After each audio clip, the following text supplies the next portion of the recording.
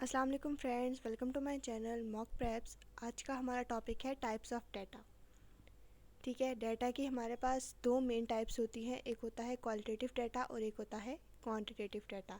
अब further in दोनों की भी आगे से टाइप्स होती हैं और वो अब हम एक एक करके देखते हैं कि क्वालिटेटिव डाटा क्या होता है, उसकी टाइप्स क्या होती हैं, और क्वान्टिटेटिव डाटा क्या होता है, उसकी क्या टाइप्स होती हैं।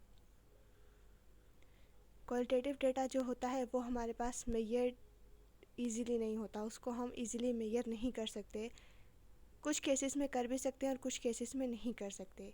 ठीक है, तो क्वालिटेटिव डाटा की हमारे पास दो टाइप्स होती हैं, एक है नॉमिनल डाटा और एक होता है ऑर्डिनल डाटा। अब नॉमिनल डाटा कौन सा होता है? ऐसा डाटा जिसका कोई ऑर्डर नहीं होता, ऐसा डाटा जिसको हम किसी भी ऑर्डर में लिखें तो कोई फ़र्क नहीं पड़ता। फॉर एग्जांपल मेल और फीमेल। फॉर एग्जांपल हम कोई डेटा कलेक्ट कर रहे हैं या हमने कोई डेटा इंटरनेट से डाउनलोड किया है, उसके अंदर एक फील्ड बनी हुई है या एक कॉलम बना हुआ है जेंडर का, उसके अंदर हम जब भी मेल लिखेंगे या फीमेल लिखेंगे तो वो चल जाएगा। किसी भी नेम के आगे हम मेल लिखें या किसी भी नेम के आगे हम फीमेल लिखें, फॉर एग्जांपल अगर पहले 5 नेम्स जो हैं वो मेल के हैं, हम उनके आगे एम लिखेंगे और आगे वाले 5 नेम्स फीमेल के हैं तो हम आगे एफ़ लिखेंगे। ठीक है, तो इससे कोई फ़र्क नहीं पड़ता कि वो डाटा किस ऑर्डर में है। ठीक है, लेकिन अगर डाटा किसी ऑर्डर में होगा तो वो नॉमिनल डाटा नहीं कहलाएगा। ठीक है, अब जब डाटा ऑर्डर में होता है तो इसके लिए हमारे पास होता है ऑर्डिनल डाटा। ठीक है, for example education level. Education level means जब भी हम किसी यूनिवर्सिटी का डाटा लेंगे या किसी भी जगह का हम डाटा लेंगे, अगर हम उसके अंदर एम्प्लॉयज़ देखेंगे तो उसके अंदर सबसे जो हाईएस्ट प्रायोरिटी पे एम्प्लॉयज़ होंगे वो ज़ाहिर बात है पीएचडी वाले होंगे, उसके बाद मास्टर्स वाले आएंगे और लेस प्रायोरिटी पे बैचलर्स वाले आएंगे। ठीक है, तो इस तरह जब भी हमारा डाटा किसी ऑर्डर में होना हो तो हम नॉमिनल नहीं बल्कि ऑर्डिनल डाटा यूज़ करते हैं। ठीक है, ये तो थी क्वालिटेटिव डाटा की टाइप्स और क्वालिटेटिव डाटा।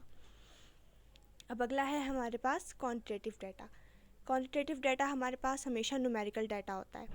ठीक है, अब क्वांटिटेटिव डाटा के भी आगे से दो टाइप्स होती हैं, जो कि है एक डिस्क्रीट और एक है कॉन्टीन्यूस।